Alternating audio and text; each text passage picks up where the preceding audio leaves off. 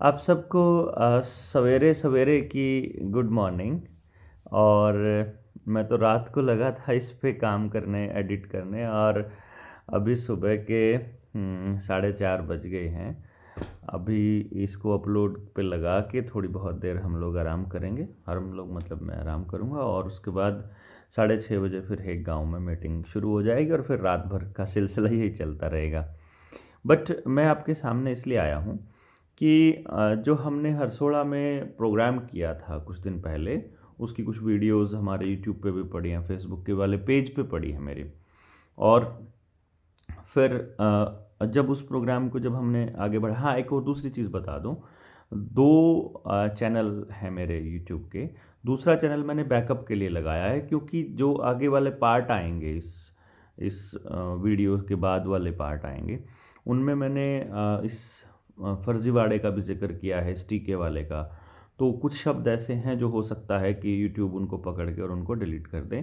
तो आप मेरा बैकअप वाला जो चैनल है उसको भी सब्सक्राइब कर लीजिएगा, ताकि आप तक वो फिर मैं दूसरे वाले पर डालना शुरू कर दूंगा वीडियोस, अगर ये वाला ब्लॉक कर देते हैं तो उसका सब्सक्रिप्शन मैं ऊपर जैसे फेसबुक पे लगाऊंगा इस वीडियो को, तो मैं ऊपर उसी में हेडिंग में ही डाल दूंगा, कैप्शन में ही।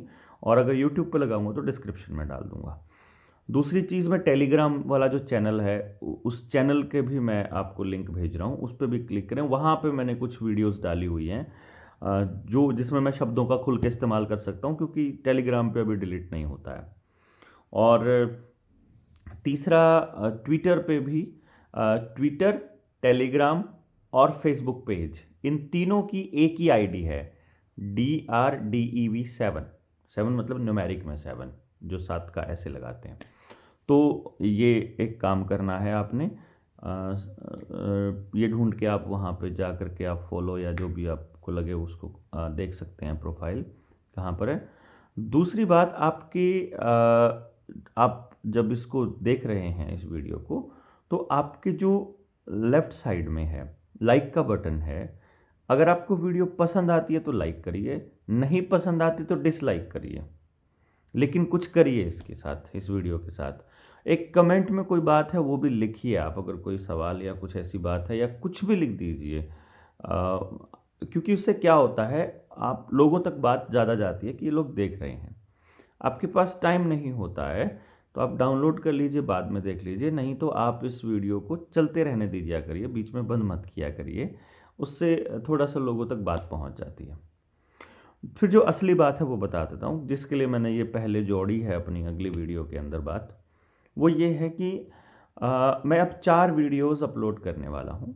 मतलब 4 तो कम से कम हैं ही, 5 भी हो सकती हैं, बट 4 तो होंगी, लेकिन वो मैं डालता रहूँगा। पार्ट 1 ऑफ 4 होएगा कि 5 होएगा, वो बाद में मैं एडिट कर लूँगा। बट फिलहाल पार्ट 1 मैं ये डाल रहा हूँ जो अभी आपके सामने है। इसके बाद आप सेकंड, फिर थर्ड और फिर फोर्थ पार्ट आएगा। गांव में जो अपन बात कर रहे हैं लोगों से, मैंने इसमें कुछ एडिट के बीच के पार्शन कुछ मैंने काट दिए हैं, कुछ टेक्निकल इश्यूज आ गए थे, रिकॉर्डिंग पूरी नहीं हुई थी, मतलब और मतलब कुछ इश्यूज थे इसके अंदर, तो वो मैंने इसमें से हिस्से कटे हैं इसके अंदर काफ़ी सारे। और अ, आपको क्या करना है, आपके गांव के लिए अपना ये आंदोलन, अपनी ये शिक्षा क्रांति कैसे काम आ सकती है, आप देखिए। इन चारों वीडियोस को सुनने के बाद अगर आपको ये लगता है कि आपको अपने गांव के लिए भी ये सारा काम करना है, तो अपने यूथ को बैठ के सुनाइए। या तो आप अपना कोई टीवी में डाल के सुनाइए, चाहे आप मतलब प्रोजेक्टर पे सुना दीजिए, चाहे आप लोगों को वैसे भेज के बोलिए कि इनको सुनिए। क्योंकि अच्छा, दूसरा जो चैनल है अपना, आपके राइट साइड में सब्सक्राइब वाला जो बटन है, आप सब्सक्राइब भी ज़रूर कर दीजिए, क्योंकि सब्सक्रिप्शन होती है तो थोड़ा सा जो रिकमेंडेशन है वीडियो की वो आगे दूसरे लोगों तक चली जाती है। अगर ज़्यादा लोग एजुकेशन पे बात करेंगे तो सरकारों को भी आने वाले वक्त में एजुकेशन पे बात करनी पड़ेगी। इसलिए मेरी रिक्वेस्ट है आपसे कि आप ये सब्सक्रिप्शन भी करिएगा, जो पेज है जो अतना तक पहुँचे उसको भी फॉलो कीजिएगा, और इन वीडियोस को आगे सुनिएगा। पहली जो वीडियो है, ये जस्ट एक इंट्रोडक्शन काइंड ऑफ है कि हमें क्यों ज़रूरत है अपने गांव के अंदर इस प्रोग्राम की, और फिर दूसरी वीडियो से हम इसको पूरा अमली जामा पहनाएंगे। सेकंड वीडियो में बीच में तीसरी वीडियो में हम इस महामारी और इस न्यू वर्ल्ड ऑर्डर का जिक्र करेंगे, और चौथी वीडियो आखिर में आपको करना क्या है उस पर ये काम होगा। तो मेरी रिक्वेस्ट है आपसे कि आप वीडियो को पूरा सुनिएगा, उसके नोट्स बना सकते हैं। मेरा व्हाट्सएप का जो नंबर है वो पीछे जो बैनर लगा हुआ है उसके ऊपर लिखा हुआ है। जो इस वीडियो में जो आगे वीडियो आएगी उसमें पीछे बैनर लगा हुआ है, उसमें मेरा नंबर है, उस पर व्हाट्सएप कीजिए, कॉल मत कीजिए। व्हाट्सएप जब आप करें तो हाय हेलो नमस्ते नमस्ते इन सब की बिल्कुल ज़रूरत नहीं है। सीधा नाम लिखिए, अपना गांव का नाम लिखिए, सीधा मेरे पास वो आ जाएगा। उसके बाद जो बात कहनी है वो वॉइस मैसेज रिकॉर्ड करके भेज दीजिए। कॉल मत करिए, कॉल नहीं पिक कर पाऊंगा। इवन मैसेजेस का जवाब भी मैं नहीं दे पाता हूँ। अभी भी इस वक्त भी लगभग 1000 मैसेज पेंडिंग पड़े हुए हैं, तो एक दिन की पूरी छुट्टी लेके मुझे मैसेज का जवाब देना पड़ता है। तो आप इस मजबूरी को समझिए। अगर तो अपनी बात पूरी कह के छोड़ दिया करिए, मैं रिप्लाई कर दूंगा, और वेट किया करिए कि जब भी मुझे, जैसे ही मैं एक आधा दिन भी मिलेगा तो मैं आपको रिप्लाई करूंगा। बट जब पूरा दिन सुबह से लेकर शाम तक अगर लगे रहेंगे तो रिप्लाई नहीं कर पाएंगे, इसके लिए मैं माफ़ी चाहूँगा। तो आप लोगों तक पहुँचाइए जितना मैक्सिमम हो सके। और जब ये वीडियो ख़त्म हो जाएगी, यानी कि जब ये गांव वाली हरसोड़ा वाली जब ख़त्म हो जाएगी, तो मैं अपना तब तक ट्रेनिंग प्रोग्राम आपके व्हाट्सएप पे मैं भेजता रहूँगा। और अगर अ, अपने पास सब्सक्रिप्शन अच्छी खासी हो जाती है अपने चैनल पे, तो फिर मैं वो ट्रेनिंग यहाँ पर भी डाल दूँगा, ताकि लोग यहीं से अपने गांव के लिए काम शुरू करें। बिकॉज़ मैं ये समझता हूँ कि जो ज्ञान है या कोई बात है अगर मुझे मालूम है तो उस पर मेरा एकाधिकार नहीं होना चाहिए। हाँ, मैं इसका इस्तेमाल किया करता हूँ अपनी फ्रेंचाइजीज़ के लिए, पैसा कमाने के लिए करता हूँ, नो डाउट मैं करता हूँ, तो मेरा यही काम है, मैं क्या करूँ। तो लेकिन मैं अपने गाँव को, अपने समुदाय को ऐसे बर्बाद होते हुए नहीं देख सकता। तो मेरा सब कुछ जो है वो समाज के लिए समर्पित है। तो आप इसका इस्तेमाल करिए, आप मेरा इस्तेमाल करिए, और अपने अपने गांव को बचा लीजिए, अपने बच्चों को बचा लीजिए, अपनी पीढ़ियों को बचा लीजिए। आप किसी भी राज्य से हों, आप कहीं पर भी हैं, आप अपने गांव के लिए, अपने गांव के लोगों को जगाना शुरू कीजिए। अगर आप नौकरी करते हैं तो आपकी जिम्मेदारी ज़्यादा बढ़ जाती है, क्योंकि समाज ने आपको नौकरी करने लायक बनाया और आप नौकरी कर रहे हैं। और आप जो नौकरी कर रहे हैं वो संस्थान समाज ने दिया है। और अगर आप नौकरी नहीं कर रहे हैं तो आपके पास समय है, आज इकट्ठे होइए, लोगों को साथ में लाइए, लोगों को समझाइए, ताकि आने वाले वक्त में आपके लिए रोज़गारों के अवसर हम लोग मिलकर तैयार कर सकें। तो आप कुछ भी करते हो, आपकी ये नैतिक जिम्मेदारी है कि आप अपने समाज के लिए थोड़ा सा हिस्सा, अपना थोड़ा सा टाइम निकालें, और अपने लोगों को जगाएं और बात बताएं, खुद की रिसर्च करें। हमारी बातों पर भी यकीन नहीं होता है, अगर लगता है कि मैं गलत बोल रहा हूँ तो आप अपनी रिसर्च करिए और लोगों को बताइए कि ये आदमी गलत बोल रहा है, इसकी नहीं माननी है, या इससे आदमी सही बोल रहा है, इसकी मानिए। तो अपना विवेक का भी इस्तेमाल करिए और दूसरे लोगों को भी बताइए। जितना हो सके मैक्सिमम चैनल को सब्सक्राइब भी करवाइए अपने दोस्तों को बोल के। और जो नीचे मैं सब्सक्रिप्शन, इसमें डिस्क्रिप्शन में और लिंक दे दूंगा सारी वीडियोस के, जब आप कैप्शन पे भी क्लिक करेंगे या डिस्क्रिप्शन पे क्लिक करेंगे तो प्लैंडेमिक वाला, अभी खेती के कानून वाले वीडियो का तो कोई तुक है नहीं, क्योंकि वो तो वापस ले लिए हैं मोदी साहब ने। बट इसके पीछे जो दूसरे कानून बन रहे हैं ये बहुत खतरनाक हैं। बिजली का कानून आ रहा है, सब्सिडी वैसे ही मिलेगी जैसे गैस की मिल रही है, तो आपको मिल रही है तो देख लीजिएगा कैसा मिल रहा है। तो इस खेल को समझना भी है और अपने गांव को बचाना भी है। तो बहुत ज़्यादा समय ना लगाते हुए मैं ये वीडियो आपको समर्पित कर रहा हूँ, और इस शिक्षा क्रांति को अपने गांव के लिए आपको आगे लेकर के जाना है, ये आपकी जिम्मेदारी है। एक अकेला आदमी कोई कुछ नहीं कर पाएगा। मैं सिर्फ आपको आइडिया दे सकता हूँ, अपनी टाइम, अपना टेक्नोलॉजी, अपनी ट्रेनिंग जो मेरे पास है मेरा, वो आप ले सकते हैं, और अपने गांव को आपको बदलना पड़ेगा। गांव को बदलेगा गांव का आदमी, गांव को बचाएगा गांव का आदमी। यही मेरा थ्योरी है, इसी पे मैं काम कर रहा हूँ पिछले कई सालों से। और पिछले 6 साल से तो बिल्कुल पागलों की तरह कर रहा हूँ। और अब जब सब कुछ इतना खतरनाक लेवल पे आ गया है, तब तो आप समझ सकते हैं कि मुझे वो बात बहुत याद आती है, इग्नोरेंस इज़ ब्लिस। अगर किसी भी चीज़ का पता नहीं है ना तो आप मौज में हैं। पर अगर चीज़ों का पता है कि चीज़ें कैसे होने वाली हैं तो आपको नींद नहीं आ सकती, आपको ये लगता है और क्या किया जा सकता है, और क्या किया जा सकता है। और मुझसे जितना हो पा रहा है मैं कर रहा हूँ, तो आपसे भी जितना हो पाए आप भी करिए। आप अपने गांव को, अपने बच्चों को, अपने पड़ोसियों को, अपने लोगों को, अपने समाज को बचाइए और इन दरिंदों से बचा करके एक अच्छे रास्ते पर अगली पीढ़ी को लगाना है। और ये जो 4 वीडियो सुनने के बाद आपको समझ में आएगा, एक आशा की किरण भी बंधेगी कि हाँ ऐसा हो सकता है। तो इन्हीं सब शब्दों के साथ मैं आज की ये वीडियो आपको दे रहा हूँ। दूसरी वीडियो मैं शाम को ही डाल दूँगा और कोशिश करूँगा शाम को डालने की, और फिर हम लोग अगली वीडियो में मिलते हैं। और ट्रेनिंग पार्ट में डाल दूंगा जब थोड़ी सब्सक्रिप्शन थोड़ा ज़्यादा हो जाएगा, तो ताकि लोगों तक ज़्यादा जाए। वो डाल ही देंगे, मतलब इन 4 वीडियोस के ख़त्म होने के बाद वो ट्रेनिंग पार्ट भी मैं डाल ही दूंगा। तो इन्हीं सब शब्दों के साथ आपको अगली वीडियो समर्पित है हरसोला गांव की, जो कैथल में हमारा प्रोग्राम हुआ था रात को। और कमाल की बात ये थी कि 11:30 बजे तक लोग बैठे रहे।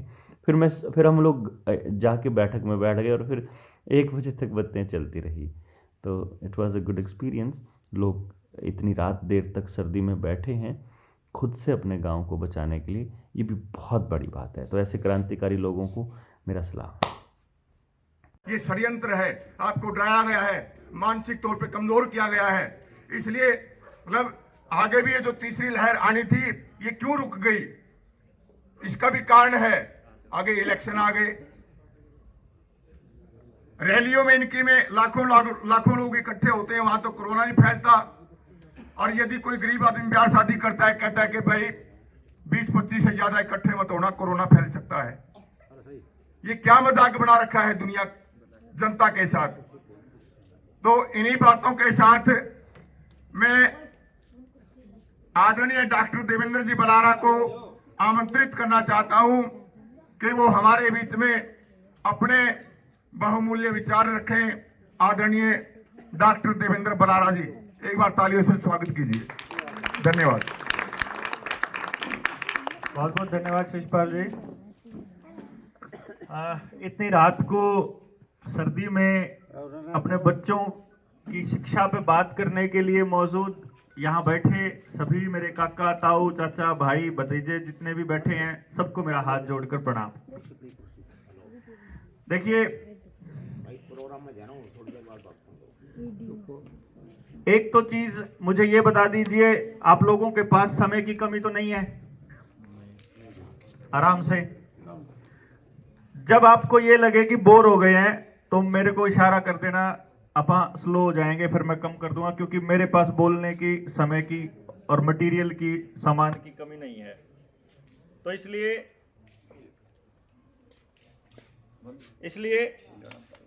हाँ, तार वाला चल जाएगी, हाँ कोई बात नहीं। इसलिए ये मत सोचना कि भाई बात कितनी की देर करनी है और वो दिमाग में रखें कि भाई तो चाला बतेरी बार होगी। जब तक आपके दिमाग में आए हुए एक एक सवाल का जवाब नहीं दे देता, अपने सवालों के जवाब लेकर के जाना यहाँ अपने बच्चे की एजुकेशन से लेकर के। दूसरी बात, मैं जितनी भी बात आपको बताऊंगा या जितनी भी बात हम लोग यहाँ करेंगे, उसमें से कोई भी बात ऐसी नहीं है जो मैंने किताबों से पढ़ी हो। ये ध्यान रखिएगा, मैं कोई भाषण देने के लिए नहीं आया हूं, ना ही मैं इसलिए आया हूं कि मुझे कोई ज्ञान था और वो मतलब ऐसे करके और वो सुना देना है, बात खत्म कर देनी है। अगर यहां इस बातचीत के बाद आपको लगता है कि मैं जिस रास्ते पर हूं वो रास्ता आपके गांव के लिए सही है, तो फिर मेरा इस्तेमाल कर लेना। मैं ये बात आपको कहने शुरू में ही कह रहा हूं कि फिर हिचकना मत, फिर आप मेरा इस्तेमाल कर सकते हैं। कोई अगर व्यक्तिगत तौर पर पर्सनल अकेला अगर मेरा इस्तेमाल करना चाहता है, उसके लिए फिर प्रॉपर प्रोसीजर है, जो दुनिया भर से लोग आते हैं, वो तरीका है। लेकिन अगर गांव राम अगर इकट्ठा होकर के आता है और इस सिस्टम को काम करता है, तो फिर मैं आप लोगों के लिए अवेलेबल हूं। फिर मेरा सारा सामान, मेरी चीज़ें, मेरी टेक्नोलॉजी, मेरा टाइम, मेरी जो भी मेरी ट्रेनिंग, सब कुछ फिर अवेलेबल है आप लोगों के लिए, किसी भी गांव के लिए। सिर्फ इस गांव की बात नहीं कर रहा हूं। मुद्दा शुरू करते हैं बच्चों से लेकर के। आपके घर में, किसी के घर में 3 साल का उम्र का बच्चा है, हाथ खड़ा करेंगे। 3 साल की उम्र का, 1 2 3 4 5, कुछ बच्चे हैं 3 से छोटे हों, 3 से छोटे, 3 और 3 से छोटे मतलब 4 और 4 से छोटे जिसके घर में है भाई, 3 वालों के भी तो है, वो भी तो उठा लो दोबारा। 3 वाला के भी तो 3 4 से छोटे हैं। 10 साल से छोटे जिसके घर में है, ओके, आपके घरों में 10 साल से छोटे बच्चे हैं। एक बात तो साफ होगी आप लोगों को कि ये 10 साल के जो बच्चे हैं, इन्होंने तो अभी तक कुछ ऐसा नहीं किया होगा जो इस गांव के या आपकी नाक जो है वो मतलब कट जाए या आपका सिर झुक जाए, आपकी बेइज्जती किया है जी किसी ने? 10 साल की उम्र तक किसी बालक ने करा? कोई ने नहीं करा। आज तक कदे करा? आज तक नहीं करा। बेटा ये आंख में लगा है, या तो फ्लैश बंद कर ले इसकी ना, फ्लैश बंद कर ले, बस वैसे चलाने दे। तो 10 साल की उम्र तक के किसी बच्चे ने कोई गलत काम आज तक नहीं किया, ये आप लोग कह रहे हो, ठीक है जी। अब जो ये 10 साल तक कम उम्र के बालक हैं, ये बड़े होके कौन सा तो नशा करा करेगा, कौन सा गुंडागर्दी करेगा, कौन सा पट के अफसर बनेगा, या कौन सा बड़ा होके कोई बड़ा पॉलिटिशियन बनेगा या बिजनेसमैन बनेगा, क्या आप लोगों को मालूम है? किसी को नहीं मालूम है जी। और वो जो बनेगा भाई, चाहे वो बने कोई डकैत, या बने वो कोई बड़ा अफसर, या वो कोई टीचर बने, या वो कोई नशेड़ी बने, उसमें गलती किसकी होएगी? अपनी किसकी? माँ बाप की। माँ बाप तो नहीं चाहता किसी भी बच्चे को कि उसका बच्चा खराब चला जाए। माँ बाप तो एक भी नहीं चाहता, कहीं तो कमी रहेगी, उसका संगत की, लेकिन वही संगति और बच्चों की है। जैसे मैं बैठता हूं, अगर मान लो दारू पीने वाले बच्चों के साथ, मैं तो नहीं पीता, होता है किसी के मन में, उसमें परखने की भाई तेरे बेटे में क्या दम है, किस लाइन पर चल का वो नहीं पता। हाँ, पॉइंट ये है कि माँ बाप भी नहीं चाहता कि भाई मेरा बालक किसी गलत रास्ते पर जाए। क्या कोई स्कूल का टीचर चाहता है कि उसका बच्चा गलत रास्ते पर जाए? नहीं चाहता। क्या कोई बच्चा चाहता है कि उसके माँ बाप उसको गालियां दे या उसके माँ बाप का सिर उसकी वजह से झुक जाए? आप में से कोई एक आदमी बताओ, या कोई भी एक आदमी जिसने अपनी जिंदगी में कभी भी ये चाहा हो कि भाई मना गाड़ नहीं मिली, आज गाड़ मिलनी चाहिए सामने। हाँ जी, नहीं ना? या किसी को ये लगता हो कि भाई आज पिटे नहीं तो कुछ अधूरा सा है, आज पिटने चाहिए थे, कुछ उल्टा काम करते हैं आज पिटते हैं, फिर करके की बात नहीं होगा ना कोई भी। भाई देखो, कोई आदमी अपने बच्चे को गलत भी नहीं सिखाना चाह रहा, और कोई बच्चा गलत काम भी नहीं करना चाह रहा, फिर भी गलत काम क्यों हो रहे हैं? ये एक बहुत बड़ा सवाल है समाज के सामने, क्योंकि अगर इस सवाल का जवाब आपको मिल जाता है तो आपके बहुत सारी समस्याओं के समाधान संभव हैं।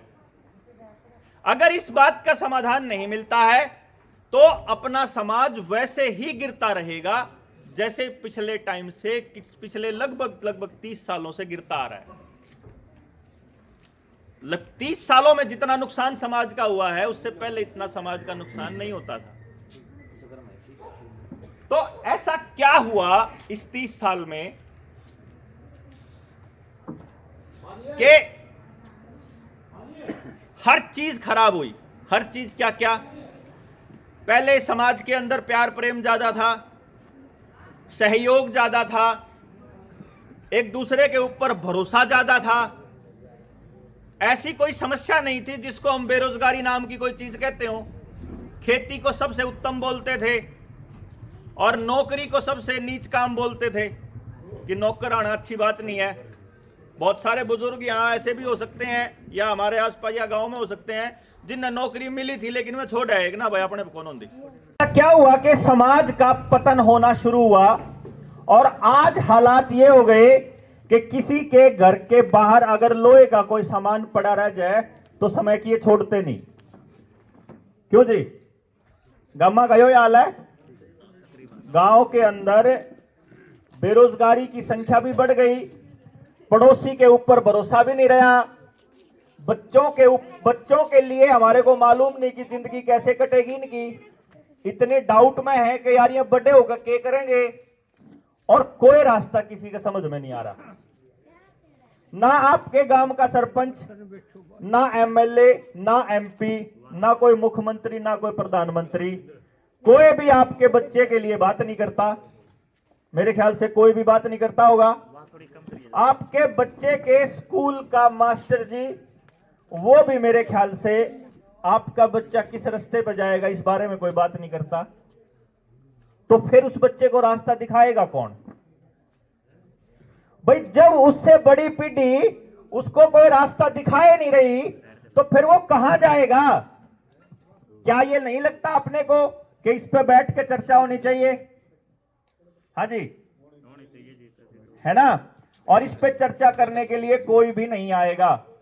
यही कारण था कि मैं आप लोगों के बीच हूं, क्योंकि ये लड़ाई लड़ते हुए मुझे लगभग 6 साल तो बिल्कुल ग्राउंड पे हो गए।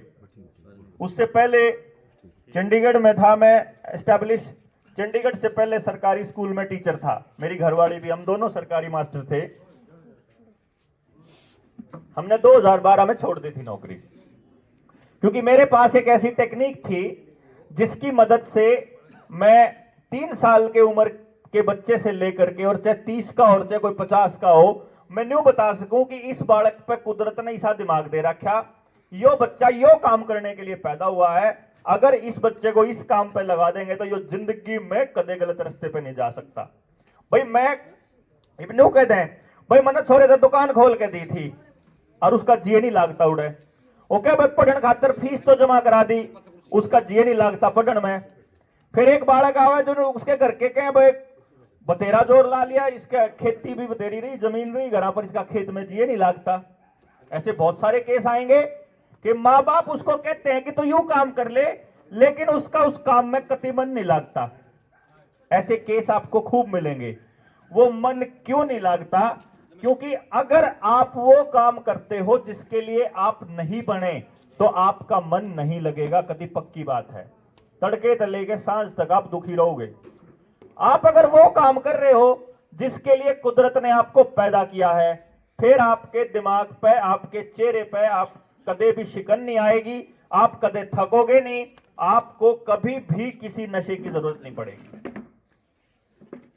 आपको मैं थका हुआ लग रहा हूं? पिछले 5 रातों से मैं ठीक से सोया नहीं हूं, 5 रातों से। 17 तारीख को यहां से 18 तारीख को हम लोग मुंबई के लिए निकले थे, और मुंबई में पहुंचे पीछे इतने सारे लोग वहां मतलब थे, जो चाहने वाले लोग थे, अपने मित्र भी थे, दोस्त भी थे। रात के 3-3 बजे तक तो बैठे रहते, ना तो जान देवे, ना हलन देवे, ना सोन देवे।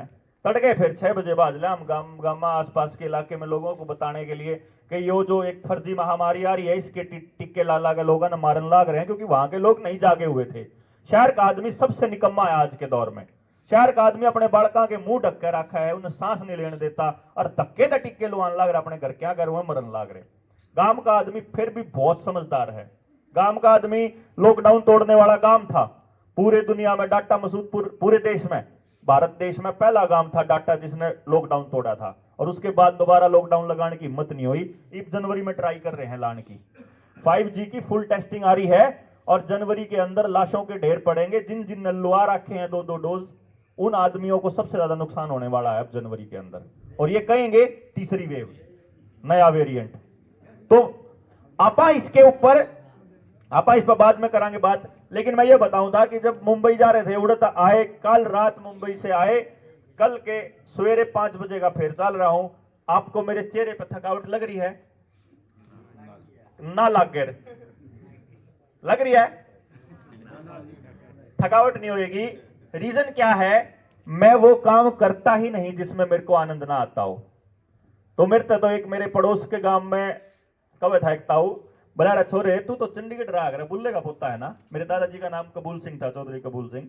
तो बोले क्यों, पड़ोसी गांव था तो मेरे दादा का जानकार थे। वो कहने लगे भाई तू तो चंडीगढ़ रहा करता। मखा मैं चंडीगढ़ रहता हूँ जी, फैमिली मेरी चंडीगढ़ ही है। तो बोला फिर तू आड़े क्यों धक्के खांदा फिर है गामा में, गामा। या 2018 की बात है। मैं कहूँ मैं तो अपना आनंद लेंदा फिर ताऊ, मेरे दादा मन में मजा आ रहा है काम करने में, न्यू मेरे को आनंद आ रहा है, मैं अपना आनंद ले रहा हूं।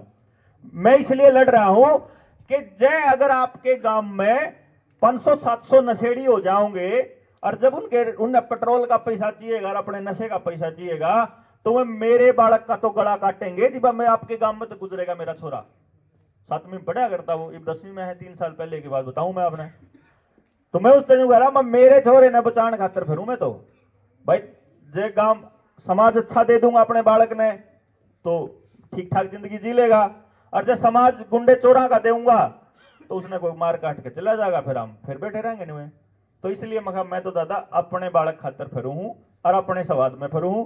जब तमने अपने बालक का खातर करना हो तो भाई स्वागत है, और नहीं तो भाई तमी आज अपना मौज कर रहे हो, मैं अपनी मौज कर रहा हूं, फिर अपना बढ़िया बात है, अपना तमी अपना जियो, हम अपना जी लेंगे। मैं गया था 2015 में पहली बार नरेंद्र मोदी से मिलने के लिए अपने पास, जब उस टाइम पे प्रधानमंत्री कौशल विकास योजना की लॉन्चिंग करी थी, और मेरा मकसद था कि मेरे पास टेक्निक है और उस टेक्निक का फायदा गांव में सबसे आखिर में पहुंचता है। भाई आप एक बात सोचो, चंडीगढ़ बैठा हूं, मेरे पास मेरा क्लाइंट आता है अमेरिका से, ऑस्ट्रेलिया से, इंग्लैंड से, बंबई से, दिल्ली से, बड़े बड़े लोग। कारण क्या है? लाख रुपये है, गांव का आदमी दे सके 1.25 लाख रुपया? गांव में तो 1 दे देगा, 2 दे देगा बड़े जमींदार, लेकिन गांव में उसके पास कोई सुविधा नहीं अपने बच्चे देने खातर, तो फिर मेरा गांव का आदमी तो मेरा क्लाइंट है ही नहीं। फिर मेरे पता सीखे हुए लोग अपनी फ्रेंचाइजी लेकर गांव में सस्ते रेट पर दे हुए हैं, क्या वो वैसे ही दे सकते हैं जैसे मैं दे दूंगा? भाई जिस चीज ने बनाने वाला मैं हूं, मेरे तो बढ़िया उस चीज ने तो नहीं दे सकते ना, दूसरी चीजें तो बेशक कितने दो। तो मैं गया था, मैंने न्यू बेरा था भाई गांव जो है वो सब आखिर में मिला है, चाहे मोबाइल हो, चाहे कोई टेक्नोलॉजी हो, चाहे कोई और चीज हो, सारी चीज गांव में सब आखिर में जाओगी। सबसे पहले बड़े शहर में आएगी, फिर छोटे शहर में, फिर डिस्ट्रिक्ट हेडक्वार्टर में, और फिर अपने ब्लॉक में, और फिर गांव में। तो मैंने उनको एक बात रखी कि जी ऐसे ऐसे करके एक टेक्निक है जिसकी मदद से आप यो पता लगा सका, और गांव में अपने बालका ने आप न्यू बेरा लाग जाए भाई यू बालक 3 साल 4 साल का है और इस बालक पे यो टैलेंट है, तो माँ बाप ने कुछ नहीं करना, 2 काम करने हैं। एक तो इसके टैलेंट की ट्रेनिंग दवा दो इससे गांव में, और दूसरा जो आपके पास टैलेंट है उस पर पैसा कमाने सिखा दो, अपना काम हो गया। उसके बाद उस अपन ने क्या कहने की जरूरत है? जैसे मैं 2 साल पहले की बात बताऊं, मैं अपने बेटे ने सिखाने लग रहा था, बैठा मैं और वो गाड़ी पर जावा थे, उसने मैं खिलवा के लाया था, टेनिस खिला गया, वो नेशनल चैंपियन है टेनिस का। तो मैं गाड़ी में बैठे बैठे उसको बोला कि विनीत तेरे को पता है एक बात, कि आदमी ना को जो भी काम करना आता हो वो उसी से पैसे कमा सकता है। बोला कैसे? मैं कहा देख तू खेलन लाग रहा है तो खेलन वाले भी पीछे कमावे हैं, या तू और बता दे कि तू कोई काम बता, मैं तेने उस तक पैसे कमा के दिखाऊंगा कैसे कमाते हैं। वो बोला कि ये बात है 9-10 बजे से की। मैं तो बोला आप गाड़ी चला रहे हो? मैं कहा हाँ।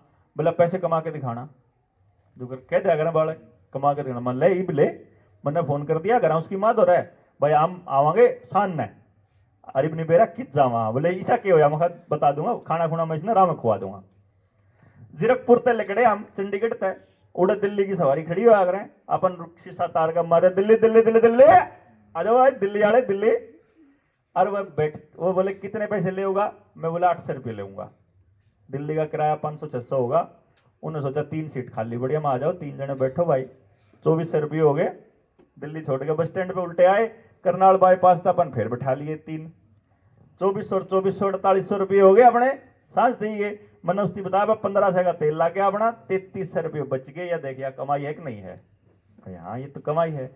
तो तने चाय बनानी आती हो, रास्ते में मैंने तेरे ते चाय कभी रुपये कमान देखा, जिसने चाउमीन बनानी आवा उससे भी देखा, किसी ने पेंचर लाना आवा उससे भी देखा, किसी ने मोबाइल संभालना आवा उससे भी देखा, किसी ने कपड़ा बनाना आता हो, जूता संभालना आता हो, चश्मा बनाना आता हो, कपड़ा का आता हो, किसी ने कुछ बनाना आता हो खाने का सामान, उसे ते रुपया कमावे है कि नहीं कमावे है? बोला हाँ कमावे है। तो फिर नहीं तू भी कमा सके, तने कुछ आता हो चाहिए। तो मसली मकसद है उस काम ने करने में तने मजा आ रहा है कि नहीं? क्योंकि अगर आपको वो काम करते हुए मजा नहीं आ रहा ना, तो फिर आप उस कमाई को ज्यादा दिनों तक, लंबे समय तक नहीं चल पाओगे। जैसे जैसे क्या हुआ, आप लोगों में से सभी ने लगभग घर की चढ़ाई करी होगी, खेत में मेहनती भी चाहिए अगर अपन है, वह भी लेके गए होंगे आप मेहनती भी। तो एक आधा आदमी ऐसा होया अगर मेहनती जो मजदूर है, जो टाइम पे आया करे, बीड़ी भी कम पिया करे, काम भी पूरा लगन तक करा करे, और शान ने अपना टाइम से बाद जाया करे 5-4 मिनट लाके। एक आधा ऐसा भी होया करे 15 मिनट लेट आया करे, बीड़ी कहीं पर पीऊंगा, चाय भी कहीं पर पीऊंगा, और टाइम तो 15 मिनट पहले बाद जा करे। दोनों टाइप के लोग हैं मेहनती लोग। जो आदमी शरीर का काम करने के लिए पैदा हुआ है, उस आदमी को मेहनत करने से कतई दिक्कत नहीं आवे, बल्कि वो खाली बैठा दुखी हो जाएगा, उसने काम चाहिए। जो आदमी बैठने के लिए पैदा हुआ है, उसने काम करके समस्या होगी। अब ये बात का ज्ञान होना चाहिए था हमारे स्कूल के मास्टरान ने, ताकि वो हमारे माँ बाप ने न्यू बता दें कि ये जो थारा बालक है, यो लिखने में तो कमजोर है लेकिन सुनने में बहुत तेज है। एक आधा बालक आपके पैसा आ रहा है कि आप कदे 6 महीने पहले कोई बात बोली होगी, और जब वह बात दोबारा होगी तो हाँ आप तो ऐसा कह रहे थे, वो तेरा याद थी, तू मैंने सोचा तू खेल रहा था। मिलता है ना ऐसा बच्चों को। तो एक आधा बालक ऐसा आ रहा है कि एक बार मोबाइल पे लाग गया, गेम खेलने लग गया या कार्टून देखने लग गया, तो उसका पेंडा ही नहीं छोड़ता। ऐसा भी हुआ ना, जरूर आपके आसपास एक आधा बच्चा ऐसा मिलेगा जिसको लत पड़ी होगी इन चीजों की। तो इसका मतलब है कि अगर आपके बच्चे को मोबाइल पे लगे रहने का मतलब शौक नहीं, लत है, तो इसका मतलब है कि उस बच्चे के पास कोई ऐसा टैलेंट है जिसका सीधा सीधा आंखों से संबंध है।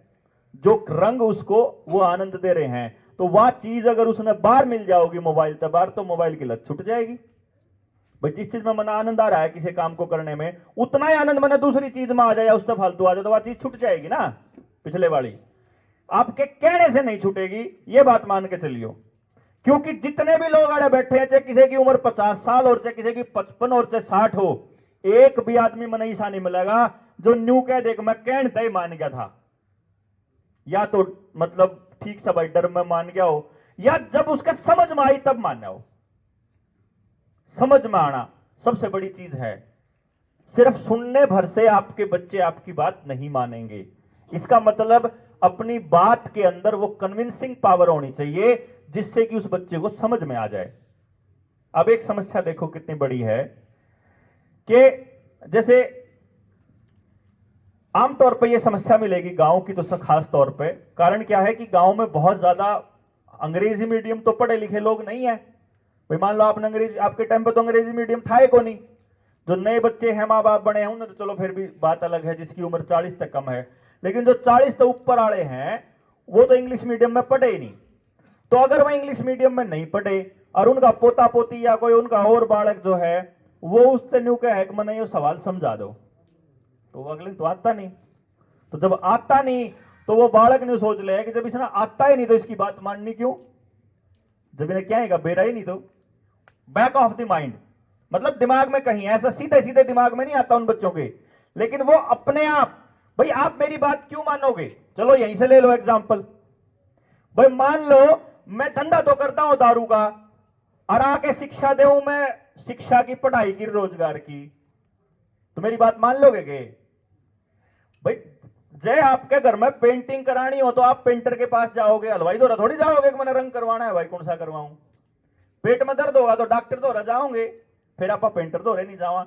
जो उस महकमे का स्पेशलिस्ट है हम उसके पास जाएंगे और उससे की बात मानेंगे, चाहे उससे बढ़िया सोल्यूशन कोई और दे दे, लेकिन मानेंगे आप उसे डॉक्टर की अगर दर्द है तो इसलिए अगर मान लो हम अपने बच्चों को समझाना चाह रहे हैं तो फिर या तो हमें उन चीजों का एक्सपोजर देना पड़ेगा जिससे कि वो बच्चे उस रास्ते पर चल पड़े जिसके लिए वो बने हैं, और यो काम उन बालका है उनकी बड़ी पीढ़ी देवेगी। भाई बच्चे को तो थोड़ी पता है। अब आपको गांव की सबसे बड़ी समस्या क्या मिलेगी, एक बड़ी समस्या क्या मिलेगी कि बाबू ने कहा छोरे था बोला रहा कुछ काम कर ले, छोरा ने कहा बता के करूं, अब कुछ कर ले, अब कुछ के, अब कुछ है कर ले चाहे तू ना, तो बाबू ने बेरा के करना ना छोरे ने बेरा के करना। जय किते थोड़ा बहुत रुपया न्यूज तैयार करके जुगाड़ करके कोई दुकान खुलवा भी दे, कोई बिजनेस करवा भी दे, तो तजुर्बे में कम से कम 3-4 साल लग जाए, इतने दिन में गाड़ देने लग जाए आपस में। अक्सर तो नाश कर दिया। तो असली रास्ता ही नहीं पता, जब बड़ी पीढ़ी को रास्ता नहीं पता तो आप छोटी पीढ़ी को रास्ता कैसे दिखाओगे। इसलिए जब मैंने यह सोचा कि गांव के आदमी के पास चीजें सबसे आखिर में आती हैं, लेकिन सबसे ज्यादा डिजर्व गांव का आदमी करे है। सारे देश ने अन्न उगा के गांव का आदमी देवे, कपास उगा के लत्ते बनाने खातर गांव का आदमी देवे, दूध सारे देश ने गांव का आदमी प्यान लाग रहा। जब सारा ही देश का भार गांव का आदमी संभाल रहा है, चाहे वो मजदूर हो, चाहे वो किसान हो,